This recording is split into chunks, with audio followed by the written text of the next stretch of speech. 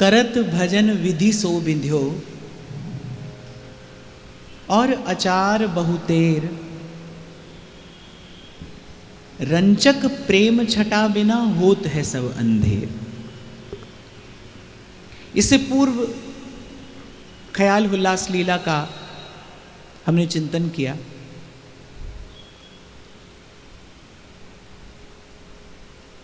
और ख्याल उल्लास लीला का यदि सार स्वरूप सिद्धांत विचारा जाए तो वो यही है कि एक और सब साधन हो, अपरस, ज्ञान, ध्यान, यम नियम, तीर्थ, दान, व्रत, स्वाध्याय आदि, और दूसरी ओर प्रेम के भाव से सुसज्जित, सुवासित एक सहज सी, एक निर्मल सी भक्ति भावना हो। तो वैसे तो दोनों की तुलना ही नहीं है, पर यदि कोई तुलना करे तो वो सीधी सरल सी जो भक्ति भावना है वही गरिष्ठ है, वही बड़ी है, वही गौरवशाली है। और सरल शब्दों में कहा जाए तो ये सब करके भी कार्य की सिद्धि नहीं होती जो सीधे सीधे प्रभु का होकर प्रभु को भजने से होती है। तो ख्याल उल्लास लीला का जो सार स्वरूप सिद्धांत है वो यही है कि उर अंतर को तृप्ति, जीवात्मा को विश्राम और इस मानव जीवन को अपने लक्ष्य की प्राप्ति होती है कब? जब वो प्रेम प्राप्त करता है, जब वो प्रेम करने की योग्यता को प्राप्त करता है। और ध्रुवदास जी ने बड़े विस्तार से समझा कर कहा कि जब प्रेम कहा जाए तो संसार के किसी भाव से उसका संबंध जोड़कर नहीं देखना चाहिए। जब प्रेम कहा जाए तो अर्थात वही भावना जो जीव को ईश्वर के निकट लेकर जाती है, जो जीवात्मा को परमात्मा से मिलाती है, जो प्रभु की प्रसन्नता का कारण बनती है, उसी भावना का नाम प्रेम है।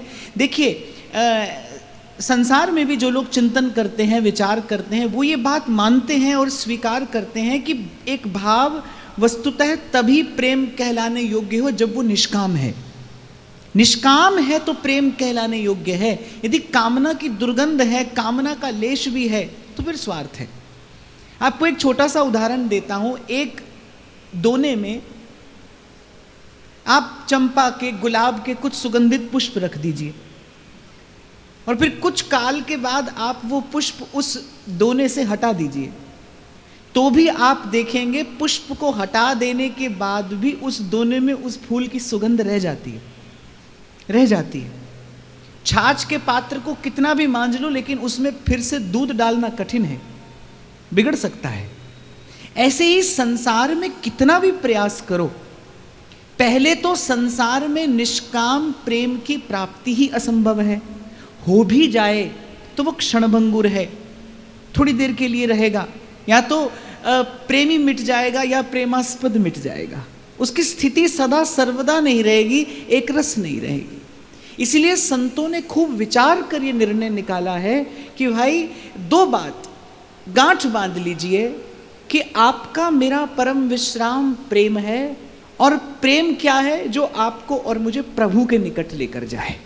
बहुत बार, और मैं कहता हूं बहुत बार क्या भाई, हर बार इसी प्रेम को संसार में लगा देने पर ही तो भूल हुई है।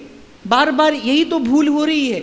आपके मेरे जीवन में जो त्रुटि हो रही है उसका कारण क्या है कि जो वस्तु संसार में लगनी चाहिए वो वस्तु कहीं और लग रही है, और जो वस्तु प्रभु में लगनी चाहिए वो वस्तु संसार में लग रही है। ये प्रेम के स्वरूप को ठीक से न समझ पाने के कारण है। प्रेम प्रत्येक व्यक्ति करता है भाई। क्रूर से क्रूर हृदय व्यक्ति से भी पूछिए तो वो कहता है हाँ मैं किसी से प्रेम करता हूं। ध्रुवदास जी तो लिखते हैं, ज्ञान बिना पशु हूं कछू, समुझत प्रीति को रंग। प्रेम ही है जिससे ये जीवन आगे बढ़ रहा है, ये जीवन गतिमान हो रहा है। पर प्रेम का परिणाम तो संसार में सुखद देखने में नहीं आता। दुख ही दुख, पीड़ा ही पीड़ा, क्लेश ही क्लेश। आज जो प्रेमी और प्रेमास्पद हैं, कल वही एक दूसरे को पीड़ा देने के कारण बनते हैं। संसार में तो यही देखने में आता है भाई। खूब अनुभव कर लीजिए, आप बार बार कर लीजिए तो भी परिणाम एक ही है। एक संसार का बार बार अनुभव करने पर भी परिणाम एक ही है। इस संसार का बार बार अनुभव करिए। आज यहां कल वहां, एक द्वार पर दूसरे द्वार पर जाकर आप भटक भटक कर कितनी भी बार इस संसार का स्पर्श करिए, परिणाम एक ही है, सहजो आखिर धूप है 84 के माह। अंत में धूप है, अंत में ताप है। कहने का तात्पर्य यहाँ संतों का ये है, भाई अंत में ताप है। यहाँ पर वो बीच का थोड़ा सा काल हो सकता है वो आपको सुख देने वाला प्रतीत हो, पर संत तो पहले से ही समझा रहे हैं कि विषय चुगा जिन चुगे मन, चुगत कछुक सुख होई। मान रहे हैं ध्रुवदास जी, हाँ जब पंछी दाना चुगता है ना, वो जाल दिखाई नहीं पड़ता उसको, दाना दिखाई पड़ता है। जब वो दाना चुगता है ना तो वो विचार करता है कि अरे बिना परिश्रम के आज भोजन मिल गया। पंछी ये सोचता है कि मुझे बिना ही परिश्रम के भोजन मिल गया, तो वो चुगते हुए तो थोड़ा सुख होता है, पर कहते हैं फिर फांसी ऐसी परे तिसम दुख ना कोई। अंत में बेचारे को या तो अपने जीवन भर की स्वतंत्रता खो देनी पड़ती है या कभी कभी प्राण ही गंवा देने पड़ते हैं। और आप देखो जीव की बिल्कुल यही दशा तो है। वो जैसे ही संसार के विषय सुख का स्पर्श करता है, वो किसी भी इंद्रिय का सुख हो, वो जैसे ही उस विषय का स्पर्श करता है, वो जो थोड़ी देर को तो सुख होता है, पर उसके बाद बड़ा भारी दुख है। और कभी कभी तो जीवन से ही हाथ धोना पड़ता है, जीवन ही गंवाना पड़ता है। तो प्रेम को समझने में भूल होगी तो प्रेम को करने में भी भूल होगी, क्योंकि जाने बिन नहीं होई प्रतीति और बिनु प्रतीति होई नहीं प्रीति। जानना बहुत आवश्यक है। मैं बार बार आपको निवेदन करता हूं, सुख पाना आपका मेरा अधिकार है। हम सुख स्वरूप परमात्मा के अंश हैं, ईश्वर अंश जीव अविनाशी। भगवान अपने मुख से कह रहे हैं, मामई वांशो जीव लोके जीव भूतः सनातनः। ईश्वर स्वयं कहता है जीव मेरा अंश है। सुख स्वरूप प्रभु का अंश होने से सुख पाने का आपको मुझे अधिकार है। और भूल हो रही है, वस्तुतः जीव ही सुख स्वरूप है। पर फिर भी संत कहते हैं कि पहले संतों के पास बैठकर समझिए सुख किसे कहते हैं। प्रेम तो करते आ रहे हैं आप और मैं, और प्रेम कर करके ही आज तक भटके हैं, प्रेम कर करके ही आज तक पीड़ा पाई है। मोह का बंधन गाढ़ा होता गया प्रेम के नाम पर ही। तो पहले प्रेम के स्वरूप को समझना चाहिए। वस्तुतः प्रेम का वो परमोज्वल स्वरूप है क्या, किसे प्रेम कहते हैं। तो जैसा मैंने आरंभ में कहा कि निष्काम हो तो प्रेम है, और निष्कामता संसार में संभव नहीं भाई, नहीं होती, नहीं हो सकती। लाख लाख प्रयास करने पर भी नहीं हो सकती। ये प्रेम की निष्कामता, प्रेम की ये उज्ज्वलता, प्रेम का ये माधुर्य तभी प्रकट होता है जब प्रेम अपने प्रेमास्पद के चरण रूपी अपनी ठौर पाता है, अपना विश्राम पाता है। आप प्रेम की भावना श्री कृष्ण के निकट लेकर जाइए।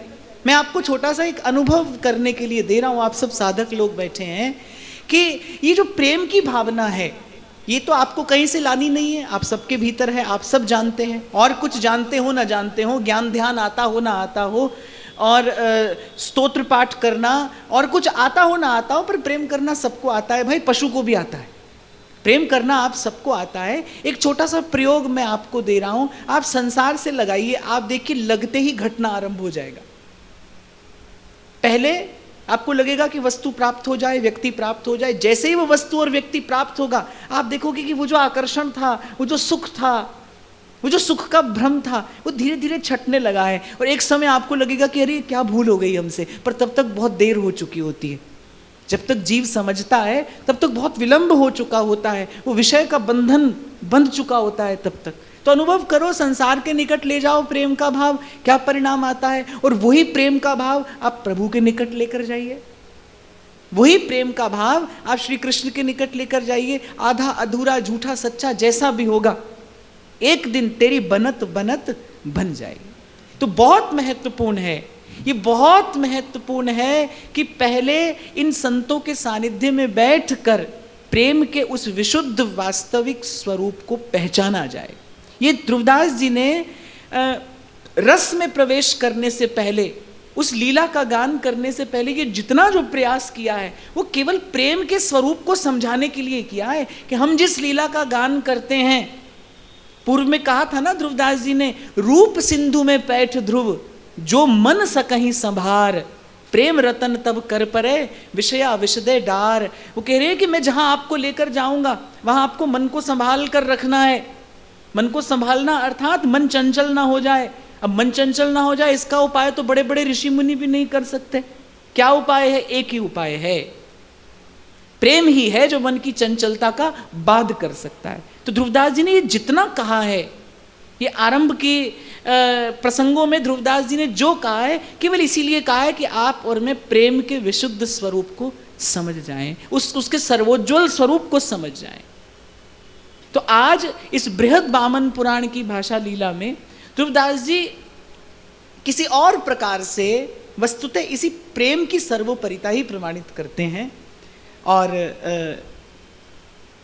पुराण की ये कथा है, पर ध्रुवदास जी ने अपने सरस और सरल शब्दों में इसे प्रकट किया है, प्रस्तुत किया है। और जैसा मैंने आपको कहा, इसका उद्देश्य यही है, आप और मैं समझ जाएं कि वस्तुतः प्रेम क्या है, कैसा है। प्रेम की एक झलक, एक छटा दिखाने के लिए ही ध्रुवदास जी सारा प्रयास कर रहे हैं। वामन बृहद पुराण की कछु एक कथा बनाई। वामन बृहद पुराण की कछु एक कथा बनाई। भक्तन हित भाषा करी जैसे समझी जा। भक्तन हित भाषा करी जैसे समझी जाए। तो ध्रुवदास जी के लिए बृहद वामन पुराण की ये एक कथा है, महत्वपूर्ण है। इससे भक्तों का हित संपादित हो सकता है, इसीलिए मैं इसका वर्णन करता हूं, इसकी चर्चा करता हूं। एक समय भृगु पिता सो प्रश्न करो यह आन। एक समय भृगु पिता सो प्रश्न करो यह आन। कर प्रणाम ठाड़ो भयो आगे जोरे पानी। कर प्रणाम ठाड़ो भयो आगे जोरे पान। एक समय भृगु ऋषि अपने पितामह ब्रह्मा के सन्मुख हाथ जोड़कर प्रस्तुत होते हैं कि पितामह, आप ज्ञान के आगार हैं, भंडार हैं, सृष्टि का सब रहस्य आप जानते हैं। मेरे मन में एक प्रश्न है, और प्रश्न ही नहीं, कहते आशंका है मेरे मन में, मैं उसका समाधान चाहता हूं। एक आशंका उर बढ़ी चित्त रयो विस्माई। एक आशंका उर बढ़ी चित्त रयो विस्माई। सर्वोपरि सर्वज्ञ तुम हम ही देहु समझाए। सर्वोपरि सर्वज्ञ तुम हम ही देहु समझाए। आप सर्वोपरि हैं, सर्वज्ञ हैं, सृष्टि का आदि अंत समग्र ज्ञान आपको हस्तामलक है। एक आशंका है मेरे मन में, मैं जितना विचार करता हूं मेरे चित्त में आश्चर्य विस्मय बढ़ता चला जा रहा है। आपसे विनम्र निवेदन करते हैं कि हमारे हृदय की इस आशंका का आप कुछ निवारण करें, इस प्रश्न का उत्तर दें, जिज्ञासा का समाधान करें। नारदादि शुक से जिते किए भक्त सब गौन। नारदादि शुक से जिते किए भक्त सब गौन। जांची रज ब्रज तियन की यह धोकारन कौन। जांची रज ब्रज तियन की यह धोकारन कौन। श्रीमद् भागवत में महर्षि वेदव्यास कहते हैं, आसामहो चरण रेणु जुषाम हम श्याम वृंदावने किमपि गुल्मलत औषधि नाम। ब्रह्मा जी प्रभु से प्रार्थना करते हैं कि नाथ, आपकी हम पर कृपा हो और इस वृंदावन की भूमि पर, इस ब्रज भूमि पर हमें कोई लता गुल्म औषधि होने का अवसर मिल जाए, कोई तरुलता होकर ही हम इस ब्रज भूमि पर प्रकट हो जाएं। किसी ने पूछा, ऐसा क्यों चाहते हैं? कि ये जो ब्रज की गोपियां हैं, इनका आवागमन होगा और इनके चरणों की धूल उड़कर हमारे मस्तक पर लगेगी। ब्रह्मा जी से पूछा, आप वृंदावन में कोई लता गुल्म औषधि होना चाहते हैं? इससे एक बात और प्रमाणित होती है कि ये जो ब्रज भूमि है ये ब्रह्मा जी के अधिकार क्षेत्र में नहीं आती। अगर आती तो ब्रह्मा जी अपनी सृष्टि में स्वयं कहीं पर भी प्रकट हो सकते हैं। पर कह रहे आशा महो चरण रेणु जुषाम हम श्याम, इनकी चरण रेणु की आशा है हमें। इसलिए हे कृपानाथ आप हम पर कृपा करें, यदि हमारे किसी भाव से आप प्रसन्न हो तो हमें इस वृंदावन में, इस ब्रज भूमि में, इस ब्रज मंडल में कोई तरुलता होने का अवसर मिल जाए, सौभाग्य मिल जाए। ऐसा क्यों चाहते हैं? ऐसा इसीलिए चाहते हैं कि इन ब्रज गोपियों की चरण धूलि उड़कर हमारे मस्तक पर पड़ जाए। तो भृगु ऋषि ब्रह्मा जी से प्रश्न करते हैं कि भक्त तो भगवान के बहुत हैं।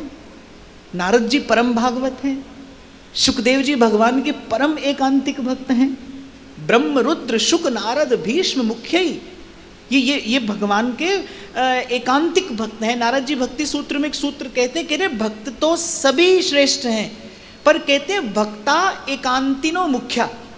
जो एकांतिक भक्त है ना भगवान के, माने जिनको संसार से कोई लेना देना ही नहीं है, जो सतत निरंतर अहर्निश मनसा वाचा कर्मणा एक क्षण के लिए भी जो श्री हरि के चरण कमलों का परित्याग नहीं करते, एक क्षण के लिए भी जो भगवान के चरणों का विस्मरण नहीं करते, ऐसे भगवान के एकांतिक भक्त, माने जिन्हें स्वार्थ परमार्थ दोनों से ही कुछ लेना देना नहीं है, ऐसे भगवान के एकांतिक भक्त हैं। आपने उनको तो गौण कर दिया कि ये भक्त सब गौण। और भृगु ऋषि पूछते हैं ब्रह्मा जी से, आप चरण रेणु की याचना कर रहे हैं इन ब्रज की गोपियों की, आखिर वस्तुतः ऐसा रहस्य क्या है? क्यों आप यहाँ कोई लता गुल्म औषधि होना चाहते हैं? आप इसी को ही जीवन की सफलता समझते हैं, सार्थकता समझते हैं? वस्तुतः इन गोपियों की चरण रज में ऐसा क्या है? ये ब्रह्मा का पद छोड़कर और कह रहे नारद और शुक जैसे परम भागवतों की चरण रेणु छोड़कर आप इन ब्रज की गोपियों की चरण धूल चाहते हैं। तो ब्रह्मा जी मुस्कुराए, सुनहु पुत्र समुझी न तै रहो भूल ब्रह्म ज्ञान। सुनहु पुत्र समुझी न तै रयो भूल ब्रह्म ज्ञान। सर्वोपरि हरि प्रिया इनकी कौन समान। सर्वोपरि हरि प्रिया इनकी कौन समान। ब्रह्मा जी ने कहा, सुनो पुत्र, तुम ब्रह्म ज्ञान में भूले हो। अब कोई पूछे कि क्या ज्ञान भी भुलाता है? भुलाता है। श्री रूप गोस्वामी पाद उत्तमा भक्ति का निरूपण करते हुए कहते हैं कि ज्ञान कर्माद्य अनावृतम अन्याभिलाषिता शून्यम। ये तो पहला लक्षण है भक्ति का कि प्रभु के अतिरिक्त उसमें जब कोई और अभिलाषा ना हो। वस्तुतः ये तो एक ऐसी भावना है जहां प्रभु से भी कुछ प्राप्त करने की अभिलाषा ना हो। अन्याभिलाषिता शून्यम। फिर कह रहे ज्ञान कर्माद्य अनावृतम। आपको एक छोटा सा उदाहरण देता हूं। श्री ठाकुर जी एक बार उदास बैठे थे। उद्धव जी ने पूछा, आप उदास हैं क्यों? बोले, हम अपना प्रण पूरा नहीं कर पा रहे हैं।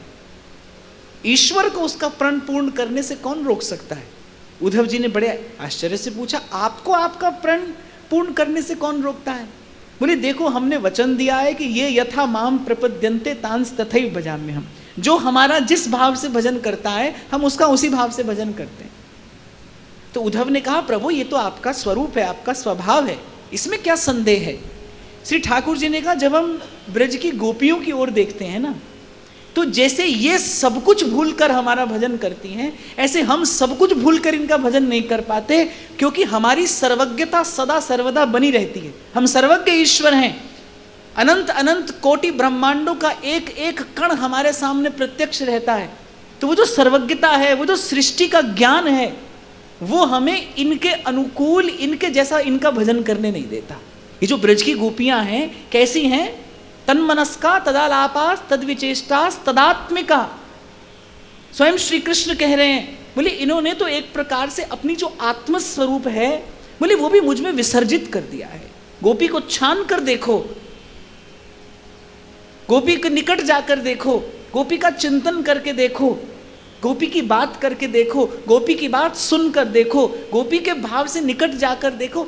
एक ही आवाज आपको आएगी, एक ही स्वर आएगा, कृष्ण कृष्ण कृष्ण है, कृष्ण है, कृष्ण है। तो वस्तुतः प्रेम की एक अवस्था ऐसी आती है जहां पर ज्ञान भी आवरण हो जाता है। इसीलिए हमारे महाप्रभु कहते हैं कि निकुंज की सीमा में लाल जी कैसे हैं, दूरे सृष्टि आदि वार्ता। उसका कारण क्या है? क्योंकि ये जो सृष्टि का विचार है, चिंतन है, आप देखो कि आप किसी से प्रेम करते हैं, आप उससे प्रेम की बात कर रहे हैं, उसका मन कहीं और है, आप झट से पकड़ लेंगे ना, और आपको लगेगा कि अरे हम आपसे बात करें, आपका मन कहीं और है। तो श्री ठाकुर जी कहते हैं भाई हम क्या करें, हम बहुत प्रयास करते हैं इनके जैसा इनका भजन करें, लेकिन हमारी सर्वज्ञता हमें ऐसा भजन करने नहीं देती। हमारा मन कहीं रहता है, कहीं और रहता है, सृष्टि का विचार करता रहता है। उपाय क्या है? उपाय क्या है? तो उद्धव जी ने कहा हम आपको उपाय बताते हैं। बोले क्या? बोले आपने हमको ब्रज में भेजा, ब्रज की गोपियों की चरण धूलि अपने मस्तक पर धारण करने के लिए। बोले जैसे ही हमने गोपियों की चरण रज में स्नान किया, बोले हम अपना सारा ज्ञान भूल गए और हमें केवल आपके एक प्रेम भाव का ही स्मरण रहा। आपको भी यदि अपनी सर्वज्ञता दूर करनी है तो जाइए इन्हीं गोपांगनाओं की चरण रज अपने मस्तक पर डालिए, श्री प्रिया जी के चरण रेणु अपने मस्तक पर धारण करिए। आप अपनी सारी ईश्वरता भूल जाएंगे, आप अपना सारा ऐश्वर्य भूल जाएंगे, आप अपनी सारी प्रभुता भूल जाएंगे। इसीलिए श्री महाप्रभु जी श्री प्रिया जी की चरण रज को श्याम वंदिनी कहते हैं। श्याम सुंदर सबसे पहला कार्य जो करते हैं वो यही करते हैं, प्रिया जी की चरण रेणु अपने मस्तक पर धारण करते हैं। प्रिया जी की चरण रेणु मस्तक पर धारण करने के बाद ही वो वस्तुतः रसिक शेखर होते हैं और वो प्रेमी होते हैं जिन पर महाप्रभु रीझते हैं। यद्यपि सकल लोक चूड़ामणि दीन अपन पो माने। अरे आप कुछ हो तो भूलना सरल थोड़ी है, पर आपका और मेरा कुछ होना तो वस्तुतः असत्य है, असत्य पर आधारित है। आप और मैं तो वस्तुतः कुछ है नहीं ना, मानते हैं कुछ है तो नहीं, पर वो तो हैं।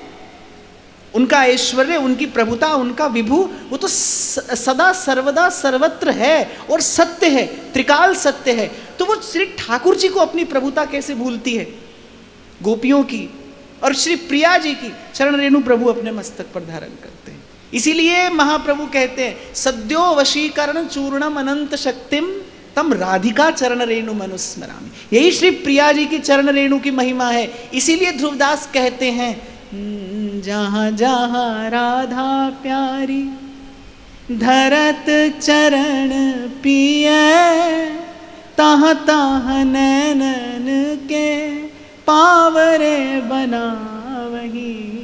तभी वृंदावन सतलीला में ध्रुवदास जी ने कहा प्रिया चरण रज जान के लुठत रसिक सिर मोर।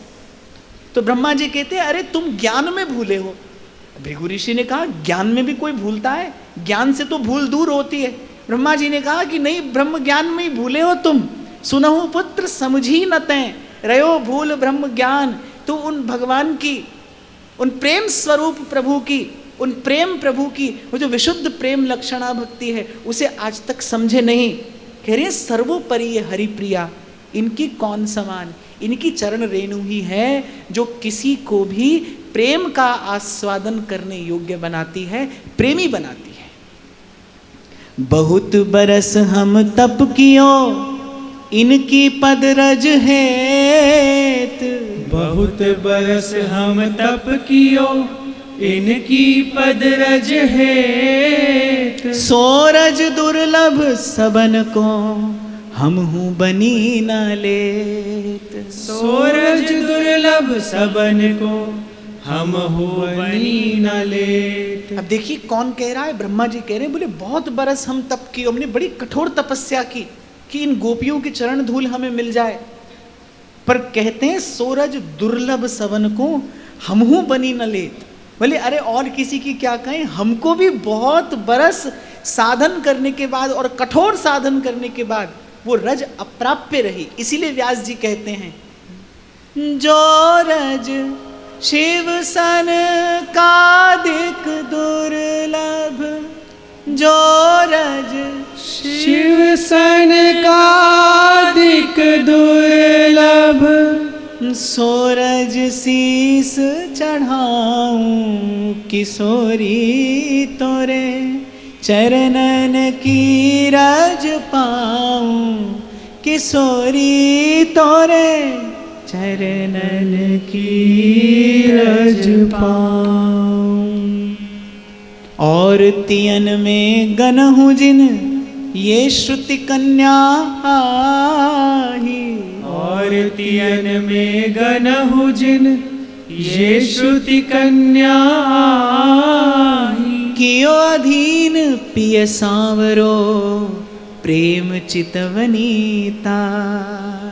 कियो अधीन पिय सांवरो प्रेम चितवनी चाही।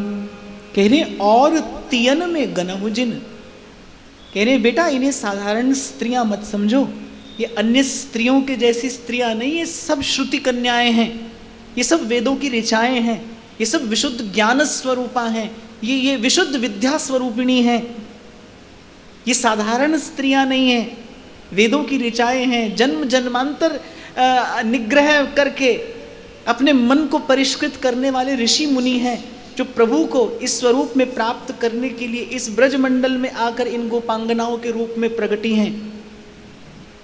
कियो अधीन पिय सांवरो, नंददास कहते हैं गोपी प्रेम की ध्वजा। क्यों? कहने जिन गोपाल कियो अपने बस उर्धर श्याम भुजा। जैसे एक पतिव्रता स्त्री अपने पति को अपने वश में कर लेती है ना, कह रहे ऐसे ही इन्होंने सर्वतंत्र स्वतंत्र ईश्वर को अपने अधीन कर लिया है। कियो अधीन पिय सांवरो, ये बात ही अपने आप में बड़े आश्चर्य में डाल देने वाली है कि वो सर्वतंत्र स्वतंत्र ईश्वर भी किसी के अधीन हो सकता है। हाँ भाई, प्रेम के अधीन हो सकता है। प्रभु अपनी सारी स्वतंत्रता छोड़ देते हैं, भक्त के दास हो जाते हैं, उसके प्रेम रज्जु में बंध जाते हैं। तो ब्रह्मा जी कह रहे, बोले इनकी सर्वोपरिता यही है कि इन्होंने उस सर्वतंत्र स्वतंत्र ईश्वर को, जिस पर किसी का कोई शासन नहीं चलता, जो वो कहे वही नियम है, जो वो कहे वही सिद्धांत है। आप और मैं तो नियम और सिद्धांत के अधीन हैं, पर सारे नियम और सिद्धांत श्री ठाकुर जी के अधीन है। वो जो कहें वही नियम है, वो जो कहें वही सिद्धांत है। बोले जिस पर किसी का शासन नहीं है, जिस पर किसी का नियंत्रण नहीं है, जो सर्वोपरि है, सर्व सिरमौर है, सर्व अंतर्यामी है, बोले इन गोपांगनाओं ने उसे अपने प्रेम से अपने अधीन किया है। अधीन। तभी सूरदास कहते हैं, ऐसी प्रीत बढ़ी वृंदावन, ऐसा प्रेम बढ़ा गोपांगनाओं का, ऐसी प्रीत बढ़ी वृंदावन, गोपिन नाच नचाई हरे कृष्णा, गोपिन नाच नचाई। गोपियों के संकेत पर नाचते हैं। अरे वहां नवमंडल में नारद आदि जब इस लीला का दर्शन करते हैं तो कभी कभी उनको भी भ्रम हो जाता है कि क्या ये वस्तुतः ईश्वर है, क्या ये परात्पर परब्रह्म पूर्ण पुरुषोत्तम है, क्या ये जगदाधारी जगन नियंता जगन्नाथ है, क्या सारी सृष्टि की डोर इसके हाथ में है, इसने अपनी डोर इन ब्रज की गोपांगनाओं के हाथ में दे रखी है। अपने इशारे पर नचाती है गोपी, और रसखान तो हद कर देते हैं, कहते छछियावर छाछ पे नाच नचावे। छाछ तो एक ऐसी वस्तु होती है कि द्वार पर कोई भी मांगने आ जाए ना तो उसको दे दी जाती है। छाछ के लिए किसी को ना नहीं किया जाता, माने एक प्रकार से ऐसी वस्तु है कोई मोल नहीं है उसका, ऐसी बेमोल सी वस्तु है। और रसखान कहते हैं कि शेष महेश दिनेश गणेश दिन रैन रटें पे ध्यान न पावे, और ताही अहीर की छोहरियां छछियावर छाछ पे नाच नचा। लीला शुक बिल्व मंगल कहते हैं, शृणु सखी कौतुकम एकम नंदनिकेतांगणे मया दृष्टम। कह रहे अरे सखी सुन, आज मैंने एक कौतुक देखा, एक आश्चर्य देखा है। क्या देखा, कहाँ देखा? बोली नंद बाबा के आंगन में देखा है। नंद निकेतांगणे मया दृष्टम, क्या देखा? बोली गोधूली धूसरी तांगो नृत्यति वेदांत सिद्धांत। बोले वो वेदांतों का जो प्रतिपाद्य तत्व है वो नंद बाबा के आंगन में धूल में लौटता हुआ नाच रहा है। रसखान ऐसी एक झांकी का वर्णन करते हैं, धूल भरे अति शोभित श्याम जो, तैसी बनी सिर सुंदर चोटी, खेलत खात फिरे अंगना, पग बाजत पैंजनी पीरी पिछोटी, या छवि को रस खान बिलोकत, वारत काम कला निधि कोटि, वा काग के भाग बड़े सजनी, हरि हाथ ते ले गयो माखन रोटी। पर कहते कैसे धूल भरे अति शोभित श्याम जो, अतिशय प्रिय है इस वृंदावन की रेणु श्री ठाकुर जी को, क्योंकि यही है जिसने उनको प्रेमी बनाया। प्रभुता को भुलाकर जिसने प्रेम का वो परम माधुर्य प्रदान श्री ठाकुर जी को किया है, वो वृंदावन की रज है। इसीलिए पूर्व जब वृंदावन शतलीला का गान हुआ था तो मैंने आपको निवेदन किया था, रज ही रस है भाई।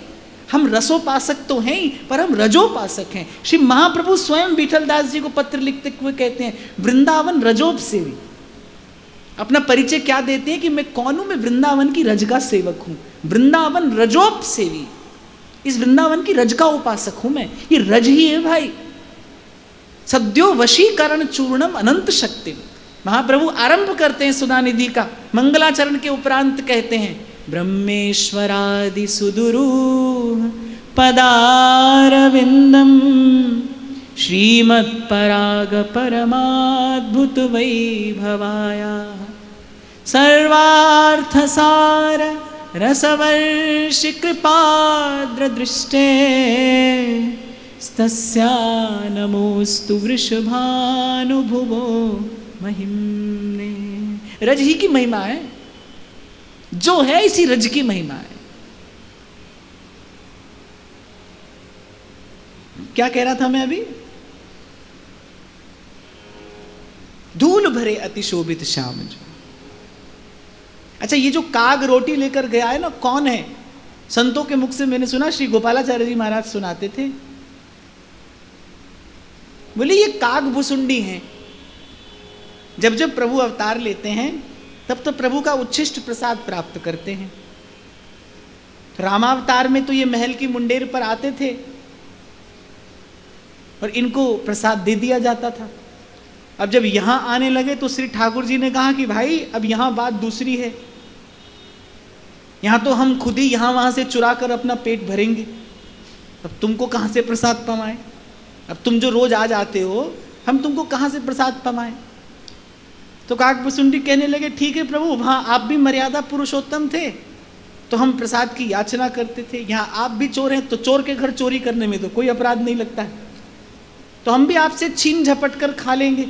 तो रसखान कहते हैं, वाछवि को रस खान बिलोकत, वारत काम कला निधि कोटि, वा काग के भाग बड़े सजनी, हरि हाथ ते ले गयो माखन रोटी। इसीलिए जो रसोपासक है, जो रसिक संत हैं, इसलिए उनकी प्रगाढ़ निष्ठा जो है वो इस वृंदावन की भूमि में है।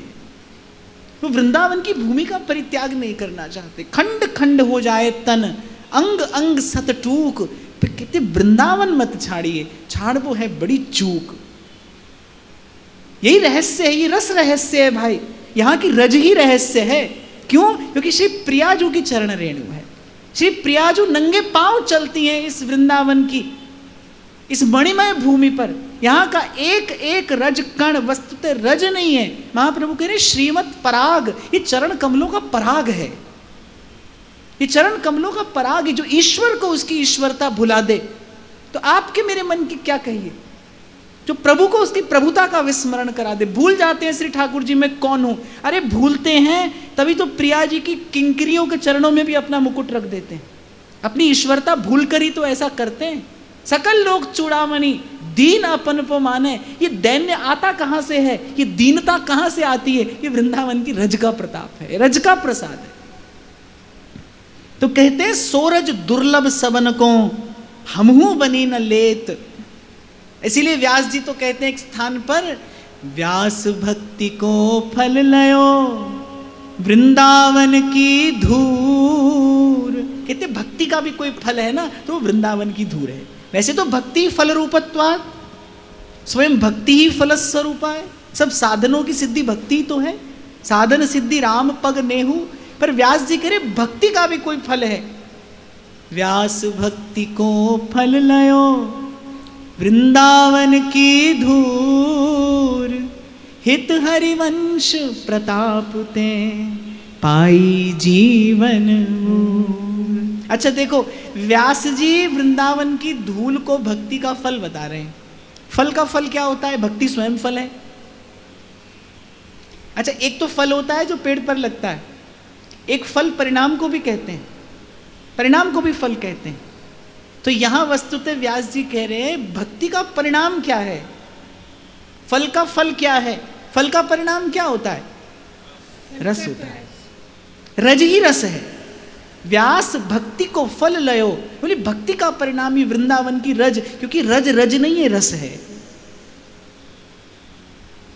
रज सो रसिक कहाई, रज सो रज ही पिछाच ले, रज सो रसिक कहाए। देखो ये जो करने की वृत्ति है ना आपकी मेरी, कर्म प्रधान विश्व करी राखा, इसी संसार में आप और मैं जन्मे हैं, तो ये आपके मेरे स्वभाव में कुछ करना। अरे बालक जन्म लेते ही हाथ पांव मारता है, बताता है कि मैं कुछ करने के लिए आया हूं, मैं करने को आतुर हूं। यहां संसार में माया की पवन का स्पर्श होते ही रजोगुण सक्रिय हो जाता है, और जैसे ही रजोगुण जीव का सक्रिय होता है वो कुछ करना चाहता है, करना चाहता है। अच्छा क्या है, अच्छे अच्छे शब्दों में लिपटा है ये रजोगुण। कोई कोई इसको पुरुषार्थ कहता है, बड़ा पुरुषार्थी है, देखो अंत तक पुरुषार्थ कर रहा है। पर संत विवेक का प्रयोग करते हैं, बोले इतना पुरुषार्थ है मेरो।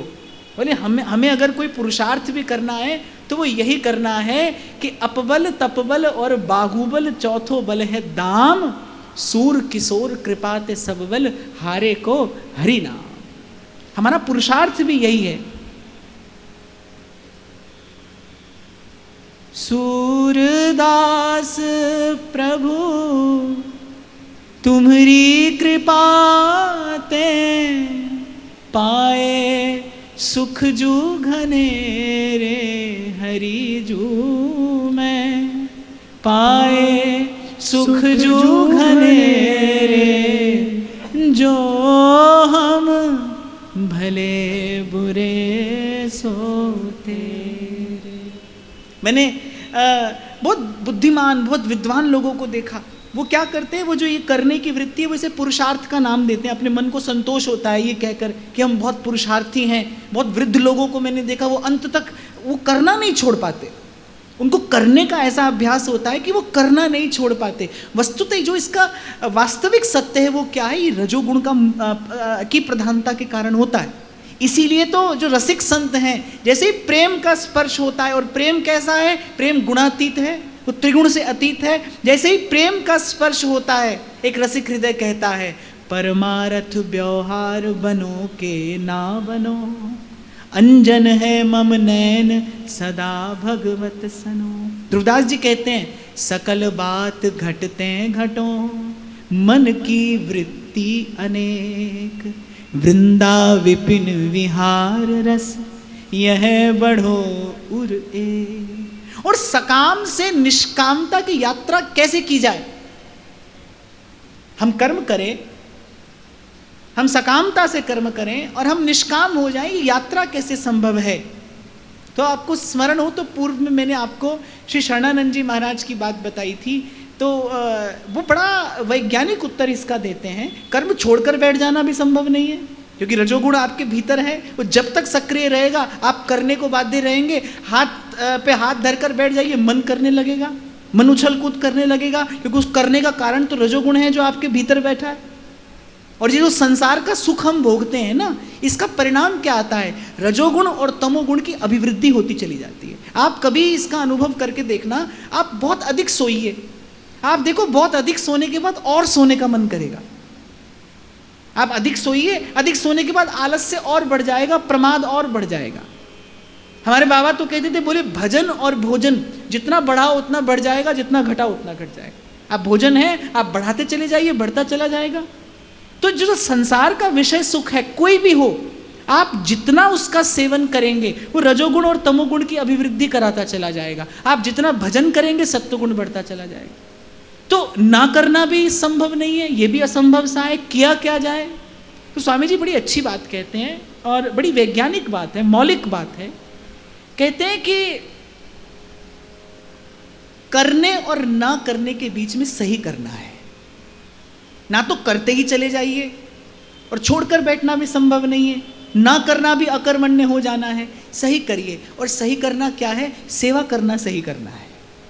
स्वार्थ से हटकर परमार्थ के लिए करना, ये सही करना है। इसीलिए बार बार मैं आपको कहता हूं, सब रोगों की औषध है सेवा। और इसकी सेवा उसकी सेवा नहीं, सबकी सेवा, मन सा वाचा कर्मणा, सबकी सेवा। ये आध्यात्मिक यात्रा का मंगलाचरण है। मंगलाचरण, जैसे मंगल कलश भरकर रखा जाता है ना शुभ कार्य करने से पहले, एक आध्यात्मिक यात्रा का ये मंगलाचरण है। और मेरे आचार्य का वाक्य इस सिद्धांत को प्रमाणित करता है। पहली बात महाप्रभु कह रहे हैं, सब सो हित निष्काम मति वृंदावन विश्राम। मंगलाचरण है ये, सर्व की सेवा, सर्व के प्रति सद्भाव। तो ये जो वृंदावन की जो रज है, ये बिना किसी प्रयास के अपना प्रभाव दिखाती है। क्योंकि पूर्व भी कई बार मैंने आपको बताया, वस्तु की जो शक्ति होती है ना अपनी, उसको आवश्यकता नहीं है कि आपको उसका ज्ञान है या नहीं है। जो वस्तु शक्ति होती है उसको ज्ञान की कोई अपेक्षा नहीं होती, वो स्वतंत्र होती है। जैसे विष हो, अब कोई जिसको ज्ञान हो वो खाए तो भी वही परिणाम है, ज्ञान ना हो तो भी वही परिणाम है। उस विष की जो विषाक्तता है, उस विष का जो विषैलापन है, उसको ये अपेक्षा नहीं है कि आप उसको जानते हैं कि नहीं जानते, वो अपना परिणाम दिखाता है। ऐसे ही वृंदावन की रज है, इसकी वस्तु शक्ति क्या है कि जो रजोगुण है इसको नष्ट करती है। इसीलिए संत कहते रज छाड़े रज पाइये, रज पाए रज जाए, रजसो रज ही पिछाट ले। वो जो रजोगुण है ना, जो आपकी मेरी कर्म करने की जो वृत्ति है, जो जन्म जन्मांतर से आपको मुझे फिर कर्म के बंधन में बांधती आई है, कह रहे उस रज को इस रज से धो ले। रजसो रज ही पिछाट ले, रजसो रसिक कहा है। तो ब्रह्मा जी उस रज की महिमा बताते हुए भृगु ऋषि से कह रहे हैं कि तुम तो ब्रह्म ज्ञान में भूले रहे, वेदों की ऋचाओं का पाठ करते रहे, शास्त्रों पुराणों का मनन चिंतन करते रहे, पर प्रेम तो वहां झलकता नहीं। प्रेम तो प्रेमी के पास मिलता है, भक्ति तो भक्त के पास दर्शनीय है। तो ब्रह्मा जी कह रहे हैं सो रज दुर्लभ सवन को हम हूं बनी न लेत। फिर परिचय देते हैं, और तियन में गिनहु जिन ये श्रुति कन्या आही कि अधीन पिय सांवरो प्रेम चितवनी चाही। अर्थात इन्होंने श्याम सुंदर से क्या मांगा कि बस प्यारे एक बार हमारी ओर कृपा दृष्टि से भरकर देख लीजिए। पिय रंग भरी कटाक्ष नेक चितवो मोमाई। इतनी याचना तो महाप्रभु भी सुधा निधि में करते हैं बार बार। कृपा दृष्टिम मनांगनिक्ष, हे स्वामिनी मेरी ओर एक बार कृपा दृष्टि से भरकर निहारिए। स्नेह जलाकुलाक्षी आकुल नैनी राधिके किमपि प्रीतिम प्रसादी कुरु। ऐसे किशोरी जू नाही बने, कैसे सुध को विसार रही हो। हे अविनाशिनी दीनन स्वामिनी, कामम भार विचार रही हो। तेरे बिलोकत ऐसी दशा, मुह क्यों भव सिंधु में डार रही हो। मौसम दीन अनेकन तारे, वाश्रम ते अब हार रही हो। कीरति नंदिनी की जय कृपा, कर जोर कहूँ निज पास बसाओ। शीस धरूं धरणी बिच स्वामिनी, हे ललिते ललिते समझाओ। हे ललिते ललिते समझाओ। मूर्ख व्यक्ति की याचना में और परम पंडित की याचना में तो भेद होता है। व्यास जी ऐसे ही थोड़ी कहते हैं और दिए कछु भावत नाही वृंदावन रज दीजे। अरे आप हमें इतना दे दीजिए, बाकी सब कार्य तो वृंदावन की रज कर देगी। व्यास जी कहते हैं हे स्वामिनी आप कृपा करके हमें ये रज दे दीजिए, हम इस रज में रज होकर पड़े रहें, बाकी का सब कार्य तो ये रज स्वयं कर देगी। इसीलिए संत कहते तात तजऊं सुत भ्रात तजऊं पितुमात तजऊं कछु सोच न हानि श्री ब्रिज की रज नाही तजे मोहे हो न तजो करुआ को पानी। यहाँ के संत करुआ का जल पीते हैं और भगवत रसिक देव तो कहते हैं परम पावन करुआ को पानी। बोले यही अपने आप में बड़ा साधन है, जाके पिए हिये में आवे मोहन राधा रानी, परम पावन करुआ को पानी। ये सब क्या है? रज की महिमा है, प्रिया जी की चरण रेणु है, श्री जी की चरण रज है।